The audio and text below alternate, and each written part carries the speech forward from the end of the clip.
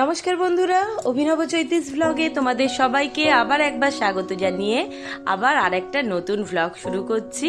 নতুন ভ্লগটা শুরু করছি এই কারণেই বললাম, কারণ অর্ধেকটা তো আগে ভ্লগে শেয়ার করেছি যে ওয়াটারফলস দেখে নিচে নেমে এসে কিছু লাঞ্চ সেরে নিয়ে আবার বাসে উঠে পড়েছিলাম। আর খুব অল্পক্ষণের জার্নি করে মোটামুটি আধ ঘন্টার মধ্যেই মানে পৌঁছে গেছি সেই 15 কোটি বছর আগেকার এক সুপরিচিত গুহাতে। যদিও জানি না কার কার কাছে পরিচিত খুব একটা আছে কিনা, মানে সকলের কাছেই পরিচিত আছে কিনা, তবে এমনি সামনে থেকে পরিচিত না হলেও মোটামুটি বইতে গল্পেতে নামটা তো অন্তত মোটামুটি কম বেশি সকলেরই জানা আছে। আমি বলছি সেই বোরা কেফের কথা। সেখানে তো পরে যাব, কিন্তু যাবার আগে এখানে রাস্তায় দেখতে পেলাম এখানে হচ্ছে মানে শিক কাবাব বলতে পারো বা কাঠি চিকেন বলতে পারো, যেটাই হোক না কেন। আর আমরাও এখন নিজেদেরকে বেশ সুন্দর আদিম মানুষ মনে হয়ে ফিল হচ্ছে। পোড়া মাংস, তারপরে খাচ্ছিও কোনো পাতায় নয়, মানে পাতা বলতে কোনো শাল পাতা বা কলা পাতা পদ্ম পাতা এমন নয়, এটা হচ্ছে কচু পাতা। মানে পাহাড়ের ধারে যেমন কচু পাতা টাতা কোথাও হয়ে থাকে, সেটাই এই মাটির আগুনে পুড়ে একটু ঝলসানো, তার মধ্যে পোড়া চিকেন খেয়ে এগিয়ে যাচ্ছি। ওই যে সামনে বোরা কেফের বোর্ড লাগানো আছে, এখানে টিকিট করতে হবে। ছোটদের 60 টাকা, বড়দের 80 টাকা, আর যারা ক্যামেরা নিয়ে ঢুকবে তাদের জন্য 100 টাকা। তো যারা যারা যাব আমরা মোটামুটি এখানে সকলে এসে দাঁড়িয়ে পড়েছি, টিকিট কাটা হবে। চলো, কিন্তু তার আগে আমার যেটা ভীষণভাবে একটা কাজ করতে ইচ্ছা হচ্ছিল, সেটা তোমাদের দাদা কিছুতেই করতে দেবে না। কারণ এমনি অল্প মানে কি বলবো, কমজোর হাটের মানুষ, হাট ফেল করে মরে টরে গেলে মহা বিপদ হবে ঘুরতে বেড়াতে এসে। এই যে 500 টাকা করে এক একজনের লাগবে।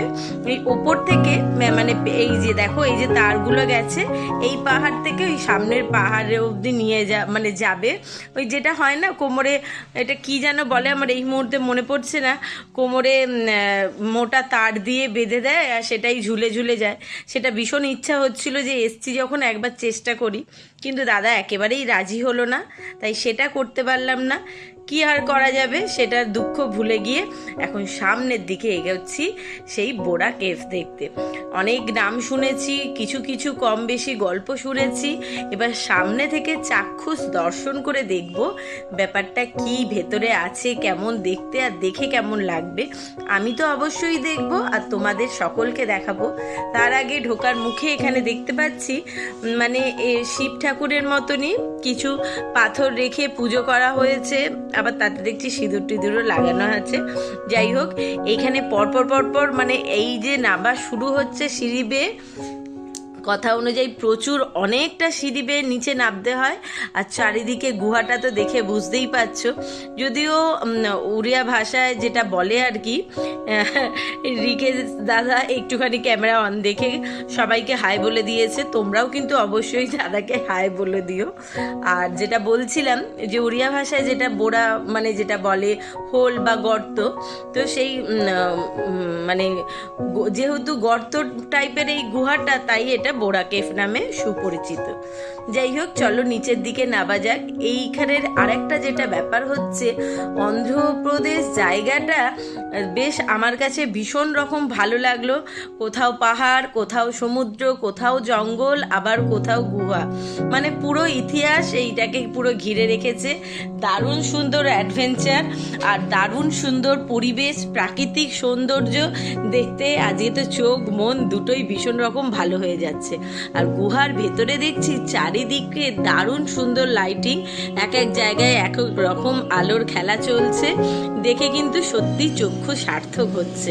আর এখানে অনেকটা নাইবে আসবার পর যেটা দেখছি, মোটামুটি কম বেশি ছেলেগুলো প্রত্যেকেই হাঁপিয়ে গেছে। শুধু ছেলেগুলো বলবো না, এই দেখো সিঁড়ি বেয়ে এখনো কিন্তু প্রচুর রাস্তা নিচে নামার আছে। নামতে তো খুব একটা কষ্ট হচ্ছে না, ঝটপট নেমে আসছি, কিন্তু উঠবার সময় যে কষ্টটা কিরকম হবে সেটা এখন থেকেই বেশ বুঝতে পারছি। আগে যখন ওয়াটারফলস দেখতে যাচ্ছিলাম তখন যেমন হচ্ছিল, অতটা খাড়াই রাস্তা উঠতে একটু ব্রিদিং প্রবলেম হচ্ছিল, কিন্তু নামবার সময় দেখলাম ব্যাপারটা একেবারে উল্টো, নামতে দেখছি পায়ের ওপর ভীষণ প্রেশার পড়ছিল, পায়ে একটু কষ্ট হচ্ছিল। আর চতুর্দিকে দেখো মানে এক এক জায়গায় পাথরগুলো, যদিও ভেতরে পুরোটাই চুনা পাথর, ভেতরটা ভীষণ স্যাঁতস্যাঁতে ওয়েদার, মানে যেহেতু দেয়ালে মানে গুহার গা দিয়ে জল চুইয়ে চুইয়ে পড়ছে, পুরো ভেতরটা চুনা পাথরে মানে বিভিন্ন জায়গায় বিভিন্ন রকম আকৃতি নিয়েছে। কোথাও শিব ঠাকুরের মতো, কোথাও শিব দুর্গার মানে যেরকম মূর্তি হয় সেরকম, কোথাও আবার মায়ের কোলে সন্তানের মতো, আবার কোথাও কুমির, সিং, বাঘ এরকম। যাই হোক, এক এক জায়গার পাথর এক এক রকম আকৃতি ধারণ করেছে। আর সেই দেখতে দেখতে সিঁড়ি দিয়ে নেবে প্রায় অনেকটা চলে এসেছি।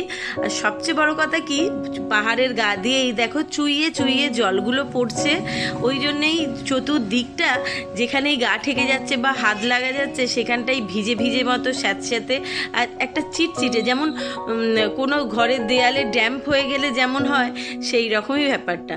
আর ভেতরটা কিন্তু বেশ ঠান্ডা মতো, আর একটা মানে কেমন ভ্যাপসা মতো লাগছে। যদিও প্রচুর পুরনো দিন আগে, মানে অনেক বছর, বললাম মোটামুটি আনুমানিক 15 কোটি বছর আগে উইলিয়াম কিংসের এই গুহা। আর এই গুহাতে বুঝতেই পারছো, এত পুরনো গুহা যখন, অন্য কিছু পাওয়া যাক বা না যাক, একটা জিনিস তো অবশ্যই পাওয়া যাবে। আর আমি যেটার জন্য মাঝে মাঝেই ক্যামেরাটা গুহার চারিদিকে ঘোরাচ্ছি, নিজেও খোঁজবার চেষ্টা করছি, সেই সঙ্গে তোমাদেরকেও দেখাবো বলে ভেবে রেখেছি। কেউ কি বুঝতে পারছো আমি কি খুঁজতে চাইছি? জানি না, আমি বলে দিচ্ছি, আমি খুঁজতে চাইছি সেই চামচিকি। বেশি পুরনো, এইখানেও দেখো শিব ঠাকুরের ছোট ছোট লিঙ্গর মতো হয়ে রয়েছে, সেখানে ঠাকুরের ছবি রেখে ছোট প্রদীপ জ্বালিয়ে পুজো করেছে কেউ, মানে এখানে স্থানীয় লোকেরাই হবে। আর এই দেখতে দেখতে বেশ অনেকটা সরু রাস্তা দিয়ে, মানে একদম খুব সরু সরু জায়গা, বাঘ ঘুরে ঘুরে নামছে। ভেতরটা দেখে কিন্তু সত্যি অসাধারণ অসাধারণ লাগছে। মানে এইটাকে যে কি বলে আমার মুখে কোনো ভাষা এই মুহূর্তে আসছে না, মাথায় কল্পনা করবার মানে ক্ষমতাও মনে হয় হারিয়ে ফেলেছি, এত দুর্ধর্ষ জায়গা চোখের সামনে দেখে।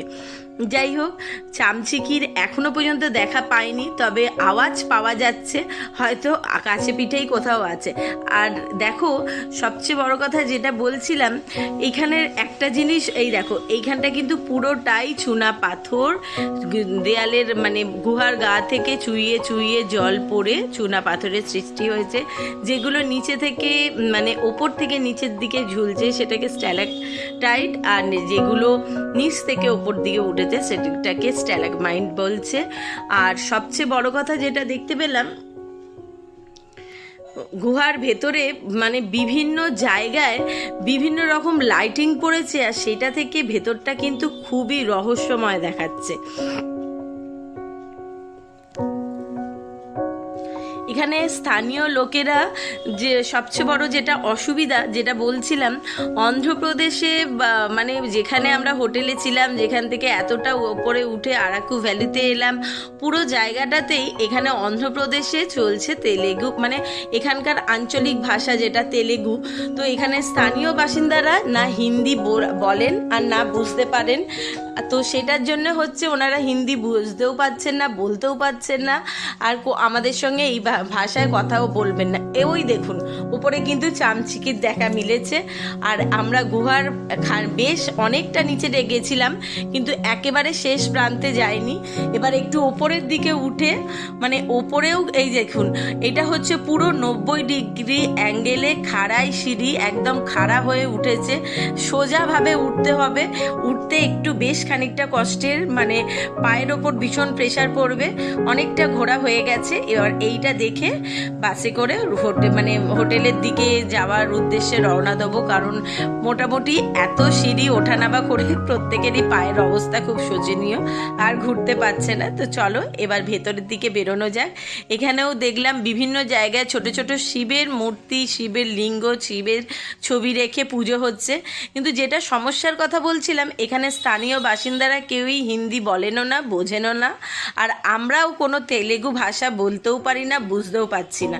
তাই ওরা আমাদেরকে কিছু খারাপ কথা বলুক ভালো কথা বলুক সেটাও আমাদের কিছু মাথায় ঢুকছে না, আর আমরাও ওনাদের সম্পর্কে কি বলছি সেটাতেও ওনাদের খুব একটা বেশি কিছু যায় আসছিল না।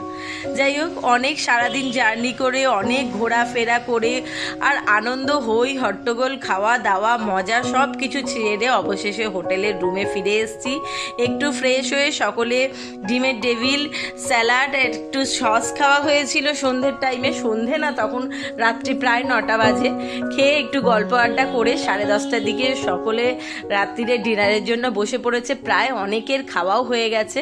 রাত্রিবেলা চিলি চিকেন আর ফ্রাইড রাইস ছিল, সেটা মোটামুটি অনেকের খাওয়া গেছে, আমরা কিছু লোক বাকি রয়েছি। চলো ঝটপট করে খাওয়া দাওয়া সেরে মানে ঘরে গিয়ে একটু শুয়ে রেস্ট নিতে হবে, আবার আগামীকাল ভোর থেকে উঠে বাড়ি ফেরার জন্য রওনা দিতে হবে। আজকের ভ্লগটা তাহলে এখানেই শেষ করছি। সকলকে শুভরাত্রি জানিয়ে সকলে ভালো থেকো, সুস্থ থেকো। খুব শিগগিরই নতুন আরেকটা ভ্লগ নিয়ে ফিরে আসবো, ততক্ষণের জন্য টাটা। আর এখানে চলছে আগামীকাল সকালবেলার রান্নাবান্নার প্রস্তুতি। পরের ভ্লগগুলো কিন্তু অবশ্যই দেখো, আর দেখে কেমন লাগলো সেটা জানাতে ভুলো না।